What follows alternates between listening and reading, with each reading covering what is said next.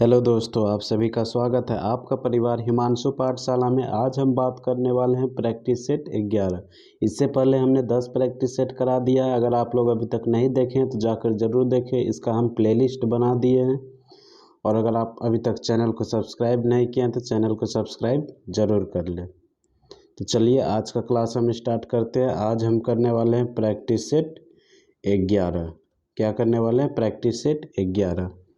तो चलिए आज का क्लास हम स्टार्ट करते हैं। आज का पहला क्वेश्चन है, बोधिसत्व की अवधारणा इनमें से किससे संबंधित है? बोधिसत्व की अवधारणा इनमें से किससे संबंधित है? क्या हो जाएगा इसका आंसर? इसका आंसर हो जाएगा महायान बौद्ध धर्म से। किससे? महायान बौद्ध धर्म से। इससे रिलेटेड पॉइंट्स देख लेते हैं। बोधिसत्व बौद्ध मत के महायान संप्रदाय का आदर्श एवं केंद्रीय संकल्पना है। बोधिसत्व बौद्ध मत के महायान संप्रदाय का आदर्श एवं केंद्रीय संकल्पना है। पारंपरिक रूप से महान दया से प्रेरित बोधिचित्त जनित सभी संवेदनशील प्राणियों को लाभ के लिए सहज इच्छा से बुद्धत्व प्राप्त करने वाले को बोधिसत्व माना जाता है। ठीक, अगला क्वेश्चन देखते हैं। अगला क्वेश्चन है, बृहदेश्वर मंदिर किस प्रकार की सामग्री से बनाया गया था? बृहदेश्वर मंदिर जो है वो किस प्रकार की सामग्री से बनाया गया था? क्या हो जाएगा इसका आंसर? इसका आंसर हो जाएगा ग्रेनाइट। Option B. क्या हो जाएगा? ग्रेनाइट। इससे रिलेटेड कुछ पॉइंट्स देख लेते हैं। बृहदेश्वर मंदिर तमिलनाडु के तंजौर जिले में स्थित एक हिंदू मंदिर है जो पूरी तरह ग्रेनाइट से निर्मित है। इस मंदिर का निर्माण चोल शासक राजा राजराज प्रथम द्वारा कराया गया था। इस मंदिर का निर्माण किसके द्वारा कराया गया था? चोल शासक राजराज प्रथम द्वारा कराया गया था। ठीक, अगला क्वेश्चन है, बाबर का वास्तविक नाम क्या है? बाबर का वास्तविक नाम क्या है? क्या हो जाएगा इसका आंसर? इसका आंसर हो जाएगा जहीर उद दीन। क्या हो जाएगा? जहीर उद दीन।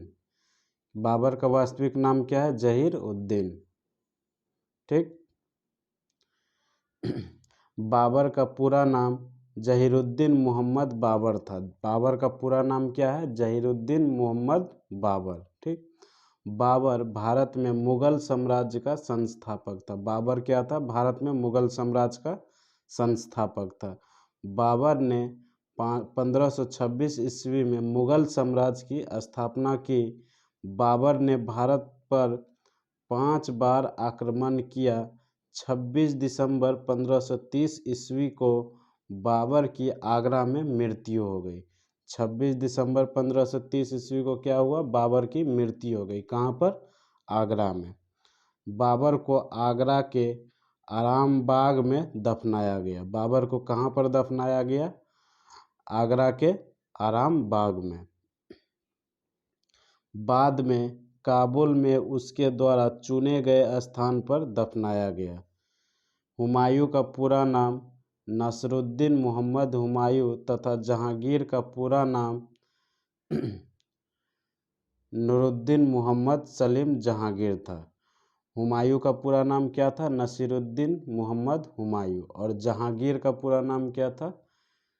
नूरुद्दीन मोहम्मद सलीम जहांगीर था। ठीक, अगला क्वेश्चन देखते हैं।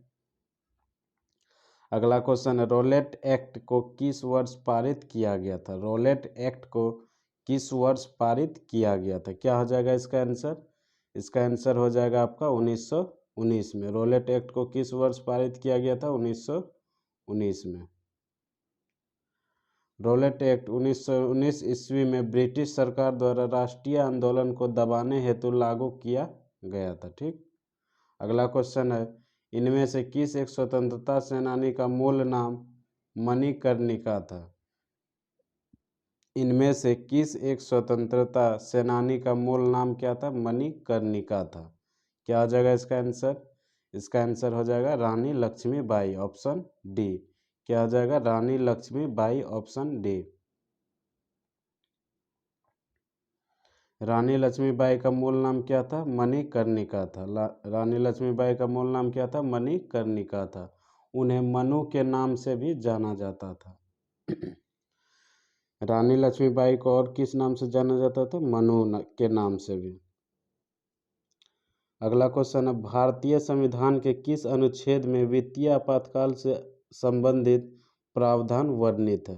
भारतीय संविधान के किस अनुच्छेद में वित्तीय आपातकाल के संबंधित प्रावधान वर्णित है? क्या हो जाएगा इसका आंसर? इसका आंसर हो जाएगा अनुच्छेद 360। क्या हो जाएगा? अनुच्छेद 360, ऑप्शन सी। भारतीय संविधान के अनुच्छेद 360 के अनुसार राष्ट्रपति को ऐसा संज्ञान होने पर कि भारत या उसके किसी भाग में वित्तीय शाख का खतरा पैदा हो गया तो वह वित्तीय आपात की उद्घोषणा कर सकता है। अनुच्छेद 148 में भारत का नियंत्रण एवं महालेखा परीक्षक, अनुच्छेद 143 उच्चतम न्यायालय का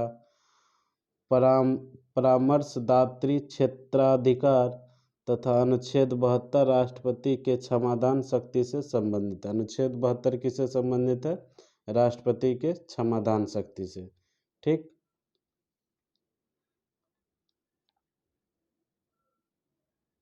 अगला क्वेश्चन है, भारत की समेकित निधि वह निधि है जिसमें भारत की समेकित निधि वह निधि है जिसमें क्या हो जाएगा इसका आंसर हो जाएगा आपका भारत सरकार द्वारा या उनकी ओर से प्राप्त सभी धन जमा किए जाते हैं। भारत की समेकित निधि वह निधि है जिसमें भारत सरकार द्वारा या उसकी ओर से प्राप्त सभी धन जमा किए जाते हैं, ऑप्शन बी। संचित निधि भारतीय संविधान के अनुच्छेद 266 के तहत स्थापित है। यह निधि ऐसी निधि है जिसमें समस्त एकत्र कर या राजस्व जमा लिए गए ऋण जमा किए जाते हैं। यह भारत की सबसे बड़ी निधि है जो कि संसद के अधीन रखी गई है। कोई भी धन इसमें बिना संसद की पूर्व स्वीकृति के निकाला नहीं जा सकता या जमा या भारित नहीं किया जा सकता। अनुच्छेद 266 के उपभागों में प्रत्येक राज्य की सांकेतिक निधि का वर्णन किया गया है। ठीक। अगला क्वेश्चन है, भारत के राष्ट्रपति द्वारा राज्यसभा में कितने सदस्यों को नामित किया जाता है? भारत के राष्ट्रपति द्वारा राज्यसभा में कितने सदस्यों को नामित किया जाता है? क्या हो जाएगा इसका आंसर? इसका आंसर हो जाएगा 12, ऑप्शन ए। क्या हो जाएगा? 12, ऑप्शन ए। संविधान के अनुच्छेद 80 में राज्यसभा के सदस्यों की अधिकतम संख्या 250 निर्धारित की गई है। वर्तमान समय में यह संख्या 245 है, जिनमें से 233 सदस्य राज्यों से और संघ राज्य क्षेत्रों के प्रतिनिधि तथा 12 सदस्य राष्ट्रपति द्वारा मनोनीत अर्थात नामित होते हैं। ये 12 नामित सदस्य साहित्य, कला, विज्ञान, समाज सेवा क्षेत्र से लिए जाते हैं। राज्यसभा के सदस्य 6 वर्षों के लिए चुने जाते हैं तथा इसके 1/3 सदस्य प्रत्येक दूसरे वर्ष सेवानिवृत्त हो जाते हैं। ठीक। 1/3 सदस्य प्रत्येक 6 वर्ष के यानी कि राज्यसभा के सदस्य के 6 वर्ष के लिए चुने जाते हैं। राज्यसभा के सदस्य कितने वर्ष के लिए चुने जाते हैं? 6 वर्ष के लिए। और एक पॉइंट है, इसके 1/6 सदस्य जो है वो प्रत्येक दूसरे वर्ष क्या हो जाते हैं? निवृत्त हो जाते हैं। ठीक। अगला क्वेश्चन है, शिवसेना किस राज्य की क्षेत्रीय राजनीतिक पार्टी है? शिवसेना जो है किस राज्य की क्षेत्रीय राजनीतिक पार्टी है? क्या हो जाएगा इसका आंसर? इसका आंसर हो जाएगा आपका ऑप्शन बी महाराष्ट्र। क्या हो जाएगा? Option B Maharashtra. शिवसेना महाराष्ट्र की क्षेत्रीय राजनीतिक पार्टी है। इसके संस्थापक बाबा साहब ठाकरे हैं। इस दल का प्रतीक बाघ है। इस दल का जो प्रतीक है वो क्या है? बाघ। शिवसेना का चुनाव चिन्ह तीर कमान है। शिवसेना का चुनाव चिन्ह क्या है? तीर कमान। वर्तमान में इस पार्टी के अध्यक्ष उद्धव ठाकरे हैं। अगला क्वेश्चन है, संघ के मंत्रिपरिषद में कितने मंत्री शामिल किए जा सकते हैं? संघ के मंत्रिपरिषद में कितने मंत्री शामिल किए जा सकते हैं? क्या हो जाएगा इसका आंसर? इसका आंसर हो जाएगा आपका लोकसभा के कुल सदस्यों का 15%। लोकसभा के कुल सदस्यों का कितना प्रतिशत? 15%। Option B.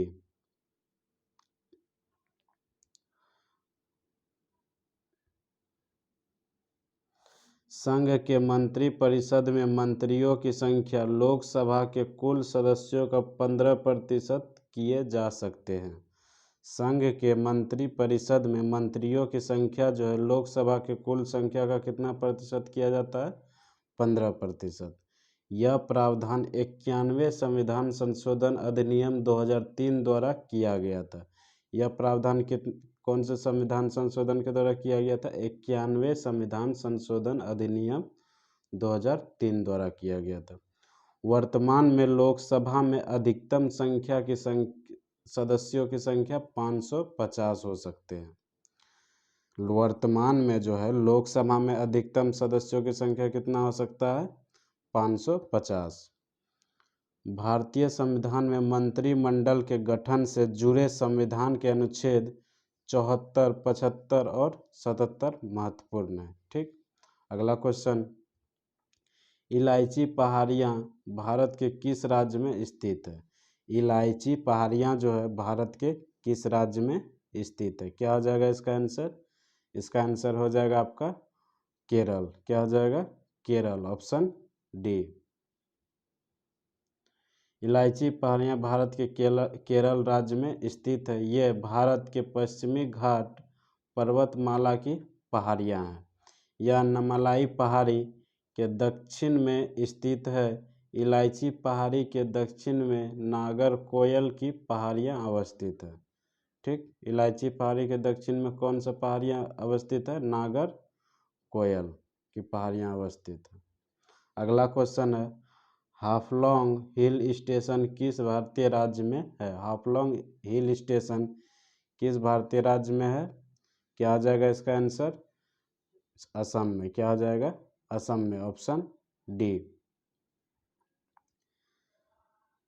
Haflong hill station Bharat के असम राज्य में स्थित है। हाफलॉन्ग असम राज्य का एकमात्र हिल स्टेशन है।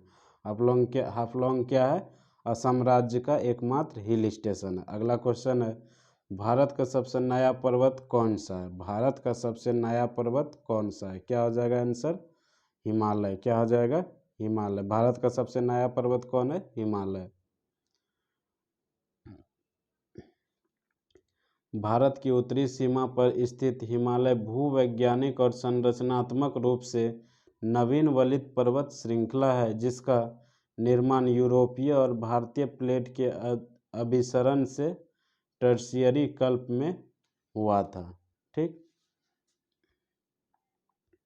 अगला क्वेश्चन है, भारत और चीन के बीच स्थित काराकोरम दर्रा नामक पहाड़ी दर्रा इनमें से किसके निकट स्थित है?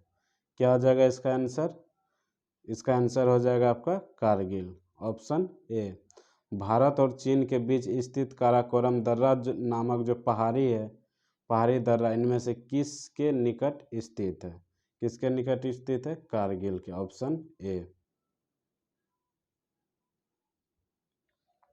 भारत और चीन के बीच स्थित काराकोरम दर्रा नामक पहाड़ी दर्रा कारगिल के निकट स्थित है। यह दर्रा भारत का सबसे ऊंचाई पर स्थित दर्रा है। यह दर्रा जो है भारत का सबसे ऊंचाई पर स्थित दर्रा है। लद्दाख क्षेत्र में स्थित इस दर्रे से प्राचीन काल में यारकंद को मार्ग जाता था। इस दर्रे से होकर चीन को एक सड़क बनाई गई है। इस दर्रे से होकर चीन को एक सड़क बनाई गई है। वर्तमान में यह दर्रा चीन द्वारा अतिक्रमण कर लिया गया है। ठीक। अगला क्वेश्चन है, किस प्रकार की मिट्टी में कपास का उत्पादन सबसे अच्छा होता है? किस प्रकार की मिट्टी में कपास का उत्पादन सबसे अच्छा होता है? क्या हो जाएगा इसका आंसर? इसका आंसर हो जाएगा आपका ऑप्शन ए, काली मिट्टी में। क्या हो जाएगा? काली मिट्टी में, ऑप्शन ए।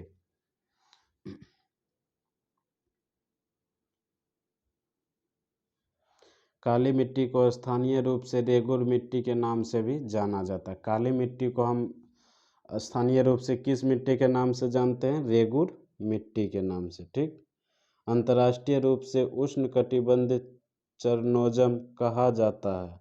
अंतर्राष्ट्रीय रूप से इसे क्या बोला जाता है? उष्णकटिबंधीय चरनोजम कहा जाता है। इस मिट्टी का विस्तार भारत में लगभग 5.46 लाख वर्ग किलोमीटर क्षेत्र पर है। यह भारतीय मृदा का तीसरा विशालतम वर्ग है। इस मिट्टी में कपास का उत्पादन सबसे अधिक होता है। इस मिट्टी में कपास का उत्पादन क्या होता है? सबसे अधिक। इसका विकास महाराष्ट्र में सबसे अधिक और पश्चिम मध्य प्रदेश, गुजरात, राजस्थान, आंध्र प्रदेश, कर्नाटक, तमिलनाडु, उत्तर प्रदेश में ढक्कन लावा बेसाल्ट के उपपक्ष से हुआ है। ठीक, लावा के उपपक्ष से हुआ है। अगला क्वेश्चन है, फिक्की का पूर्ण रूप यानी कि फुल फॉर्म क्या होता है? FICCI का फुल फॉर्म क्या होता है? क्या हो जाएगा इसका answer? Federation of Indian chamber of commerce and industry. क्या हो जाता है? Federation of Indian chamber of commerce and industry. ठीक, ऑप्शन बी।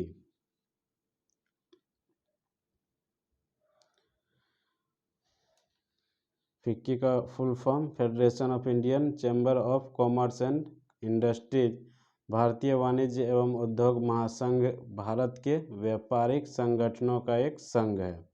यह गैर सरकारी व गैर लाभकारी संगठन है। इसकी स्थापना वर्ष 1927 में महात्मा गांधी की सलाह पर घनश्याम दास बिरला एवं पुरुषोत्तम ठक्कर द्वारा की गई थी।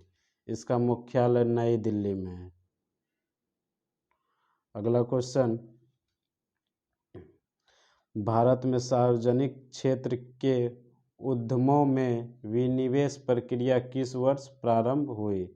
भारत में सार्वजनिक क्षेत्र के उद्यमों में विनिवेश प्रक्रिया किस वर्ष प्रारंभ हुई? क्या हो जाएगा इसका आंसर? इसका आंसर हो जाएगा आपका 1991 में। क्या हो जाएगा? 1991 में, ऑप्शन ए। सार्वजनिक क्षेत्र के उपक्रमों में सरकार की हिस्सेदारी बचने की प्रक्रिया विनिवेश कहलाती है। परंतु विनिवेश के अंतर्गत सरकार उस उपक्रम पर अपना स्वामित्व बनाए रखती है। भारत में विनिवेश की शुरुआत सबसे पहले वर्ष 1991 में हुई थी, जब सरकार ने कुछ चुनी हुई सार्वजनिक क्षेत्र की कंपनियों का 20% हिस्सा बेचने का निर्णय लिया था। ठीक। अगला क्वेश्चन है, उस संगठन का चयन करें जो दिए गए समूह से संबंधित नहीं है। उस संगठन का चयन करें जो दिए गए समूह से संबंधित नहीं है। क्या हो जाएगा इसका आंसर? इसका आंसर हो जाएगा IIM रांची। क्या हो जाएगा? IIM रांची। ये क्या है? सब क्या है? बैंक है। ये क्या है? बैंक नहीं है, इसीलिए क्या आ जाएगा? IIM रांची। इसीलिए ये आंसर हो जाएगा। पूछा है कि यानी कि इस समूह में, दिए गए समूह में किससे संबंधित नहीं है, यानी कौन सबसे अलग है। IIM Ranchi Indian institute of management एक पब्लिक बिजनेस स्कूल है, जबकि अन्य सभी क्या है? बैंक है। अगला क्वेश्चन है, प्रसिद्ध संगीतकार उस्ताद बिस्मिल्लाह खां किस संगीत वाद्य यंत्र से संबंधित है? क्या हो जाएगा इसका आंसर? इसका आंसर हो जाएगा शहनाई, ऑप्शन सी। क्या हो जाएगा? शहनाई, ऑप्शन सी। उस्ताद बिस्मिल्लाह खां जी हिंदुस्तान के प्रख्यात शहनाई वादक थे। उनका जन्म बिहार में हुआ था। बिस्मिल्लाह खां का जन्म कहाँ हुआ था? बिहार में। 2001 ईस्वी में उन्हें भारत रत्न से सम्मानित किया गया था। 2001 में क्या किया गया था? उसे भारत रत्न से सम्मानित किया गया था। वह तीसरे संगीतकार थे जिन्हें भारत रत्न प्राप्त हुआ। वो क्या थे? तीसरे ऐसे संगीतकार थे जिसको भारत रत्न प्राप्त हुआ। बिस्मिल्लाह खां संगीत के क्षेत्र में भारत को एक विशिष्ट पहचान अमेरिका जैसे देशों तक दिला चुके हैं। ठीक, अगला क्वेश्चन है, राष्ट्रीय प्रदूषण रोकथाम दिवस भारत के किस दिन मनाया जाता है? राष्ट्रीय प्रदूषण रोकथाम दिवस भारत में किस दिन मनाया जाता है? क्या हो जाएगा इसका आंसर? इसका आंसर हो जाएगा आपका 2 सितंबर, 2 दिसंबर। क्या हो जाएगा? 2 दिसंबर। Option B. क्या हो जाएगा? 2 दिसंबर। राष्ट्रीय प्रदूषण नियंत्रण दिवस प्रत्येक वर्ष 2 दिसंबर को मनाया जाता है। राष्ट्रीय प्रदूषण नियंत्रण दिवस का उद्देश्य लोगों को जागरूक बनाना, जल, वायु, मृदा और ध्वनि प्रदूषण फैलाने वाले उद्योगों के बीच जागरूकता फैलाना है।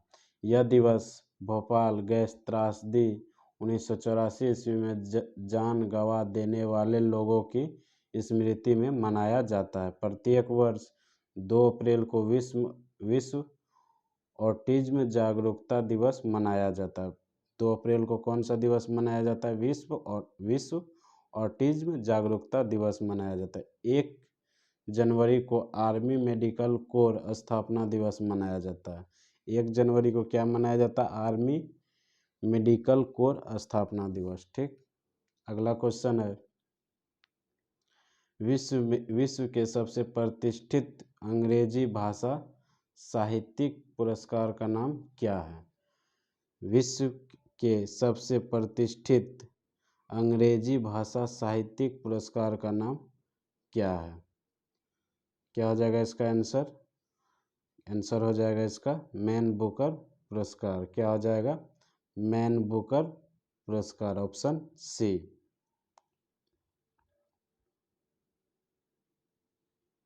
मैन बुकर पुरस्कार विश्व का सबसे प्रतिष्ठित अंग्रेजी भाषा का साहित्यिक पुरस्कार है, जिसकी शुरुआत सन 1969 ईस्वी में हुई।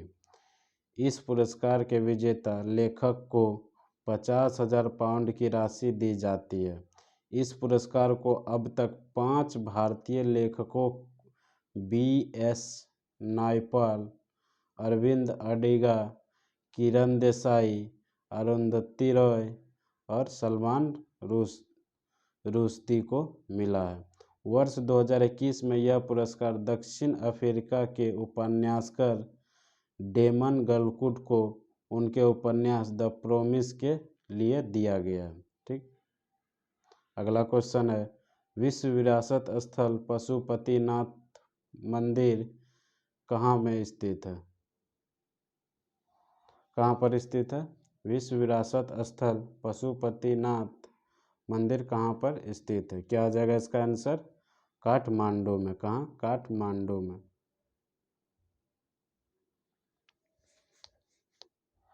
पशुपतिनाथ मंदिर नेपाल की राजधानी काठमांडू से 3 किलोमीटर उत्तर पश्चिम में बागमती नदी के किनारे देवपाटन गांव में स्थित एक हिंदू मंदिर है। यह मंदिर यूनेस्को विश्व संस्कृति विरासत स्थल की सूची में सूचीबद्ध है। ठीक, अगला क्वेश्चन है, इनमें से किस अंतर्राष्ट्रीय क्रिकेट में 500 छक्के लगाने वाले दुनिया के पहले खिलाड़ी होने का गौरव प्राप्त है? यानी कि अंतर्राष्ट्रीय क्रिकेट में 500 छक्के लगाने वाले दुनिया के पहले खिलाड़ी होने का गौरव प्राप्त है। ऐसा कौन सा खिलाड़ी है? क्या हो जाएगा इसका आंसर? MS धोनी। क्या हो जाएगा? MS धोनी। Option C. नहीं, क्या है? Chris Gayle. सॉरी, क्या है? Chris Gayle. Option A. कौन है 500 छक्के लगाने वाले दुनिया के पहले खिलाड़ी? Chris Gayle. क्या है? कौन है? Chris Gayle. Option A. Chris Gayle को अंतर्राष्ट्रीय क्रिकेट में 500 छक्के लगाने वाले दुनिया के पहले खिलाड़ी होने का गौरव प्राप्त है। ठीक, अगला क्वेश्चन है, केंद्रीय धान अनुसंधान संस्था इनमें से किस शहर में स्थित है? केंद्रीय धान अनुसंधान संस्थान इनमें से किस शहर में स्थित है? क्या आ जाएगा आंसर इसका? कटक में। क्या आ जाएगा? Cuttack, option D. अगला, केंद्रीय धान अनुसंधान संस्थान कटक उड़ीसा शहर में स्थित है। इसकी स्थापना 1946 में की गई थी। कब की गई थी? 1946 में। अगला क्वेश्चन है और आज का लास्ट क्वेश्चन, मालाबार पाक कला किस भारतीय राज्य से संबंधित है? मालाबार पाक कला किस भारतीय राज्य से संबंधित है? क्या आ जाएगा इसका आंसर? Option D, Assam. क्या आ जाएगा? ऑप्शन डी, सॉरी, क्या आ जाएगा? ऑप्शन सी, केरल हो जाएगा। मालाबार पाक कला किस भारतीय राज्य से संबंधित है? केरल से। मालाबार पाक कला किस भारतीय राज्य से संबंधित है? केरल से, ऑप्शन सी।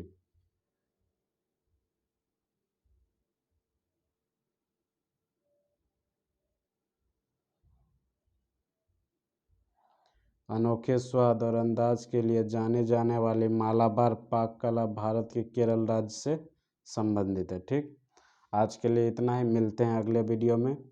अगर आपको वीडियो अच्छा लगा हो तो वीडियो को लाइक ज़रूर कीजिएगा और चैनल को सब्सक्राइब ज़रूर कीजिएगा। धन्यवाद, मिलते हैं अगले वीडियो में।